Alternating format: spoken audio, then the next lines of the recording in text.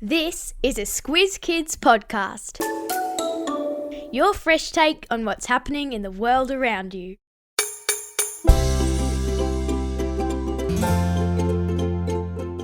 For over 2 centuries, Australians have answered the call to serve, taking part in conflicts close to home and across the seas. And even today, we recognise the importance of remembering their sacrifices. This is your Squiz Kids shortcut to Australia at War, the podcast where we dive into the who, what, when, where, why and how of the big news stories. I'm Christy Kijarina. And I'm Bryce Corbett. So Bryce, we had a pretty special day earlier this week. Let me guess. Halloween was a couple of weeks ago. Christmas is still a month and a half away. Well, and my birthday was back in August. So what was this special day you're talking about? Well, do the numbers 11, 11, 11 mean anything to you? Oh, yeah, of course. The 11th day of the 11th month at the 11th hour. Yep. That was the exact time back in 1918 when armistice was signed. The agreement that ended the fighting with Germany and marked the end of what we now call World War I. Yeah, that's right. Did you manage to get to a Remembrance Day ceremony this year? Well, Christy, as a matter of fact, I did, and it was pretty moving. There were red poppies, the last post was played, and there was a minute of silence.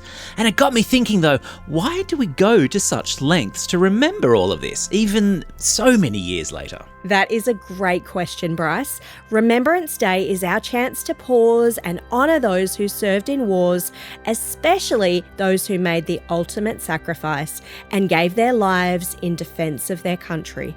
So today, we're going to dive into Australia's story with war, starting with when we've been involved in conflicts, why we've joined both fighting and peacekeeping missions, and how we keep the memory of those who served alive. So, strap on your boots as we explore Australia at war. And listen carefully, there's a quiz at the end. When? So Bryce, Australia's story with armed conflict actually begins right here at home with the Frontier Wars. These were battles between Indigenous Australians and British settlers during the early days of colonisation. Oh, right. And, that's not a war that we hear a whole lot about in history class. Yeah, we don't, but it's a really important part of our history. Indigenous communities bravely resisted the settlers, with heroes like Pemulwuy, a warrior from the Eora Nation, leading his people to defend their land and way of life. And was there ever a peace treaty? Well, no, there wasn't.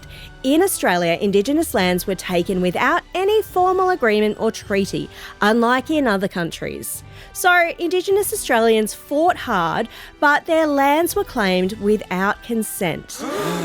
After the Frontier Wars, and because Australia was a collection of British colonies back then, whenever Britain went to war, Australia was involved too.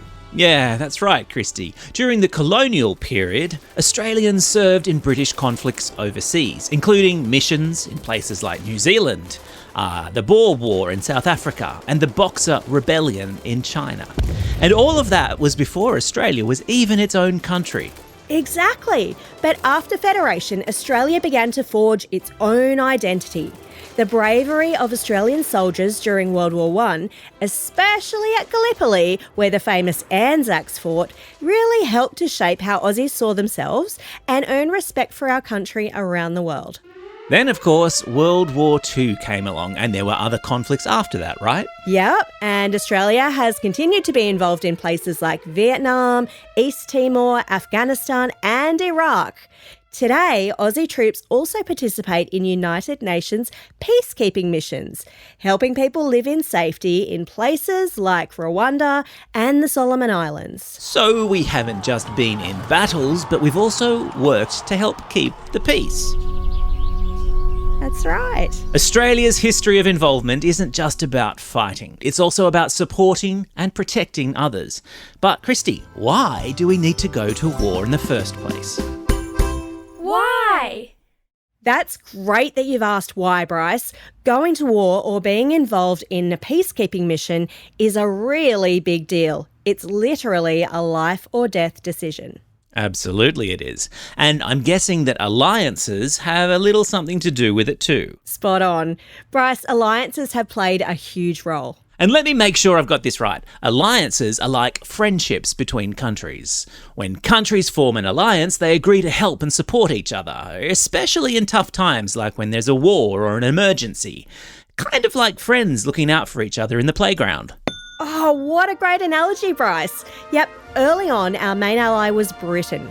We fought alongside them in both world wars because we were part of the British Empire and had really close ties. Well, that makes sense. But has that changed over time? Yeah, it has. After World War II, Australia formed a closer alliance with the United States, which is actually now one of our strongest allies. Through groups like ANZUS, a security pact between Australia, New Zealand and the United States, we work together to maintain peace and security in our region. And in recent years, we've built strong partnerships with countries like Japan and South Korea to help keep our part of the world safe. But of course, it's not just about alliances. Australia is known for some pretty unique values that come into play when we decide to get involved in conflicts. That's right. You've probably heard of Kokoda, Bryce, the famous World War II battle in Papua New Guinea, where Australian troops held off a much larger Japanese force. Well, yes, Christy, not only have I heard of Kokoda, but I've actually walked the Kokoda track. What? That's amazing, Bryce. What did you learn when you walked Kokoda? Well, mostly I learned that I was incredibly unfit, but also besides the physical challenge of 10 days spent walking up and down steep jungle mountains, I learned about the Aussie values that soldiers showed there. Courage, endurance, mateship, sacrifice. Those values became a part of our national character, and when Australia chooses to join a conflict, it's often to stand up for those values, not just for ourselves, but for people around the world who need protection. So it's like the idea of a fair go, but on a bigger global scale. Exactly. The idea of a fair go means standing up for what's right and supporting our neighbours when they need help. And by protecting others, we also help protect ourselves and our way of life. And by standing up for freedom, safety and fairness, Australia does its part to make the world a safer place. That's right. And in return, our allies are there to support us too. Yeah, absolutely right. But Christy, even though we're standing up for our values, wars are still terrible things to happen. They really are. They're very, very dangerous, and in the conflicts I've read about, so many people have been injured or lost their lives. It's such a huge sacrifice people make when they go to war. So how, Christy, do we commemorate the battles we've fought and the people who have fought for their values and have given their lives? How? Close your eyes for a moment and imagine this. It's a clear, quiet morning. People are gathered together, standing very still, heads bowed. And then you hear it. The sound of a bugle playing the last post. This solemn, echoing tune drifts through the air, and for a moment, everything feels still and thoughtful. It's played to honour the soldiers who never made it home, and at Remembrance Day ceremonies all across Australia, it marks a time for us to all pause.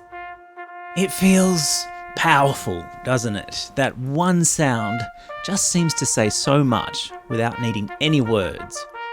That's right, and after the last post, there's a moment of silence where everyone stands quietly, thinking about those who served.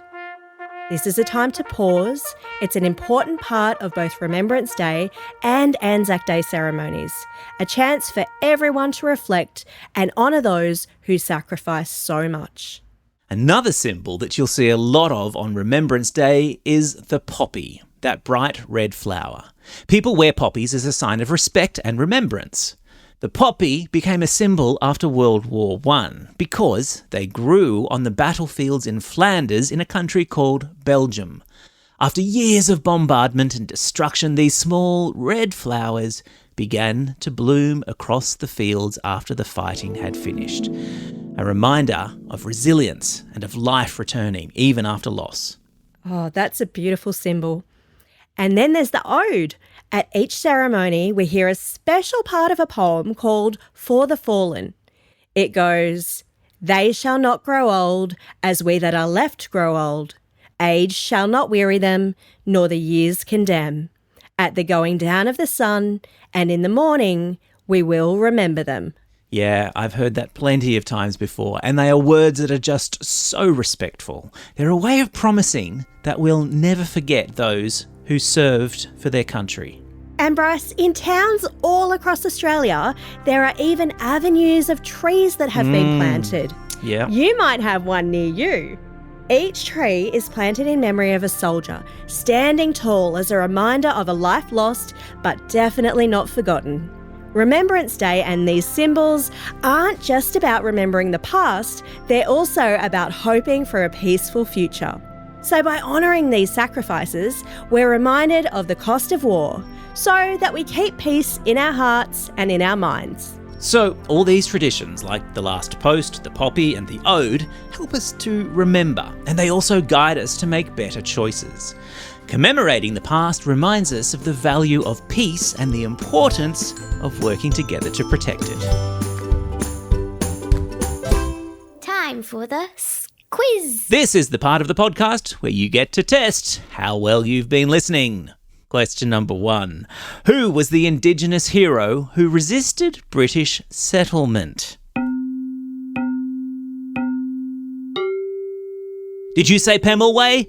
Well, you'd be correct, and well done for having your listening ears on for that one. Yeah, well done. Question number 2. What is the name of the bugle call played at ceremonies to honour fallen soldiers? That's right, it's the last post. Well done. Question number 3. What flower do we wear on Remembrance Day? And remember, it's a symbol that came from the fields of Flanders in Belgium. Well done if you said the poppy. Well, that's all we have time for today. Thanks for joining us as we explored the who, what, where, when, why and how of Australia at war. Teachers, there are some excellent classroom resources related to this topic on the Squiz Kids website, and there's a link to them in the episode notes. Now get out there and have yourselves a most excellent day. Over and out.